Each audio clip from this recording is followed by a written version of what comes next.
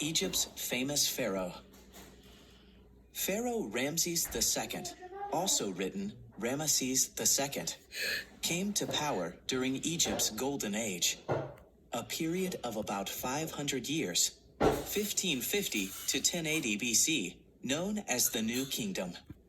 The New Kingdom saw the rise and fall of the 18th, 19th, and 20th Egyptian dynasties. The reign of Ramses II, third king of the 19th dynasty, was near the middle of this time period and lasted about 66 years, from 1279 to 1213 BC. An astonishingly lengthy reign during a time when most people died before age 45. During these years, Ramses II became one of Egypt's most famous pharaohs, earning him the title of Ramses the Great. A royal surprise. Ramses II was born around 1303 BC to the military commander Seti I and his wife Mut-Tui. Ramses may have had an older sister named Tia and a younger sister named Henat-Mire. Ramses's parents most likely didn't expect their baby to become pharaoh, since they weren't even members of the royal family. But the pharaoh at the time, King Tutankhamun, died without an heir. Tutankhamun's vizier, a man named Ai, briefly took over as pharaoh, only to be replaced by Horemheb, Tutankhamun's commander of the army, a few years later. At that time, Ramses II's grandfather, known as Paramasu, was a general who had served in the army with Horemheb. When Horemheb became pharaoh, he named Paramasu as his heir, and Paramasu became pharaoh several years later. He changed his name to Ramses and established his family as the new royal line, the 19th dynasty of Egyptian royalty. Ramses's grandfather became ruler of Egypt probably around Ramses II's 10th birthday. His father, Seti I, became pharaoh a few years later, which put Ramses in line for the throne. Growing up. Not much is known of Ramses's early life. What we do know comes from artwork and carvings discovered in structures he later built. Ramses II probably grew up in his family's home in the Nile River Delta. There, he would have been educated in reading, writing, history, geography, mathematics, science, and medicine. He would have learned from the books of instruction, texts used to teach Egyptian children principles for living well. When he was older, he may have also attended the prince's school, a school for children of the royal family, nobles, and officials. Ramses was named as Seti I's successor and appointed crown prince at an early age, which meant that much of Ramses's education was training obtained by accompanying his father as he performed the work of a pharaoh. As crown prince, Ramses would someday lead Egypt's army into battle. He needed to develop physical strength and endurance, so he most likely began training while still a young child. Physical challenges, such as roping bulls and riding wild horses, were meant to prepare him for fighting. At an early age, Ramses was named a captain in the army, a position that may have been in name only. By giving young Ramses titles and authority, Seti I helped prepare the nation for Ramses's eventual rule. Later, as a teenager, Ramses was considered an adult in many ways. He accompanied his father on military campaigns to gain experience with diplomacy and war that would prepare him to be pharaoh. He had his own household. He even married, probably when he was only 15. His first and favorite wife was named Nefertari. The lavish tomb he built for her is evidence that he cared for her more than others. An inscription there states that the tomb was for the chief queen Nefertari, for whom the sun shines. At the time, it was common for rulers to have many wives, and Ramses was no exception. Over the decades of his life, historians think Ramses married 8 or more royal wives, plus several minor wives. Nefertari remained his chief wife until her death. They had at least 5 children, including Ramses's oldest male child and heir, Amenhotep. The young warrior and king. Seti I ruled for 13 years, probably taking Ramses as his co-ruler during his final years as pharaoh. Co-ruler or not, it's clear that Ramses played an important role in Seti I's rule. He was in charge of military campaigns and became known as a courageous warrior. Artwork shows one such military campaign at the Beit el-Wali temple in southern Egypt, then Nubia. The scene depicts Ramses charging into battle on his chariot with his 2 oldest sons, Amenhotep and Kamwaset, following him in smaller chariots. Historians think the battle took place during a rebellion in Nubia, a country located south of Egypt. Nubia had gold and other riches. Egyptians and Nubians frequently warred for its control. Ramses was about 25 when Seti I died. Ramses became pharaoh, the military, religious, and judicial leader of the land. Because the pharaoh served as a religious leader as well as a political leader, Ramses II's reign began with a year-long series of religious festivals and coronation ceremonies. He received 4 new names to add to his birth name. 4 divine names of the king. Ramses's 4 new names had religious importance shown with symbols. 1. Horus name. Kanakt Merima'at.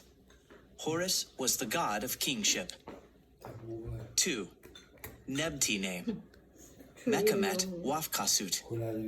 Nebti represented the goddesses of Upper and Lower Egypt. 3. Golden Horus name. Usarenput Aanektu. Horus perched on gold indicated eternal life of the king. 4. Prenomen. Usurma'atre Setepenre.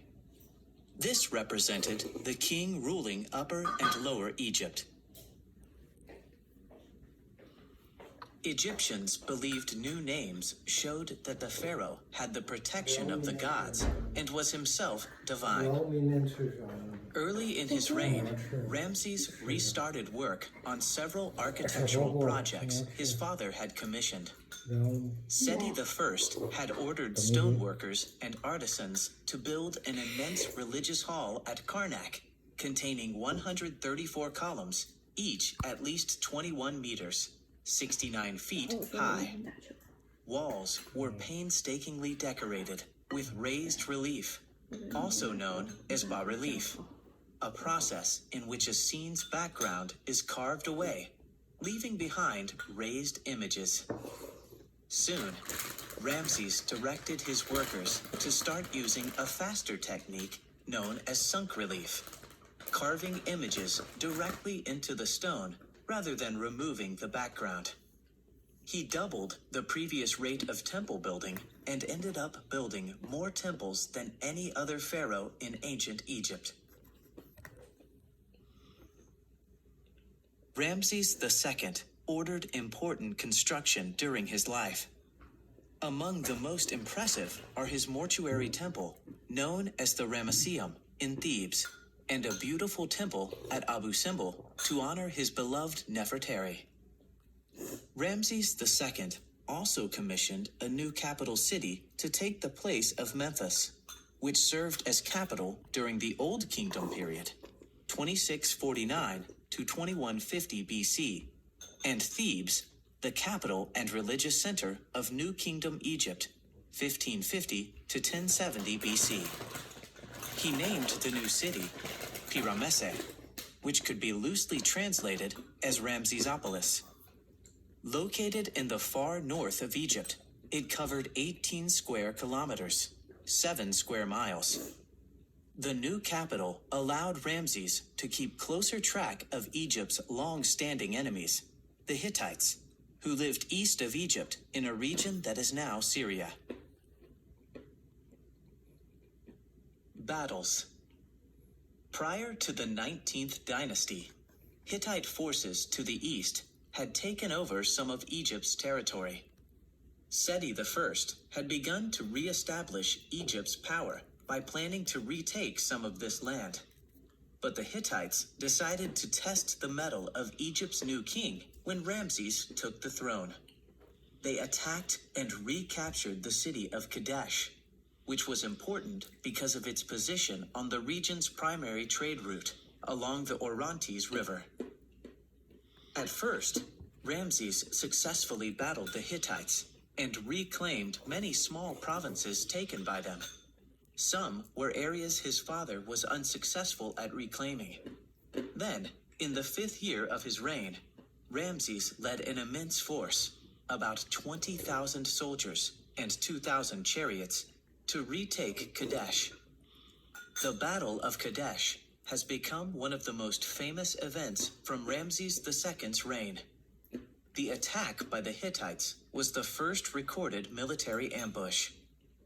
Hittite forces included 2,500 chariots, for a grand total of about 4,500 chariots, which is the world's record for the largest chariot battle.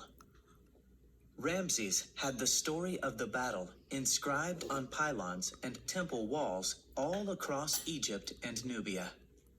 As a result, the Egyptian version of this battle is one of the best documented events. In ancient Egypt, artwork shows Ramses, larger than all the other figures, soundly defeating the enemy. More than that, Ramses's account of the battle suggests that he faced the enemy all by himself.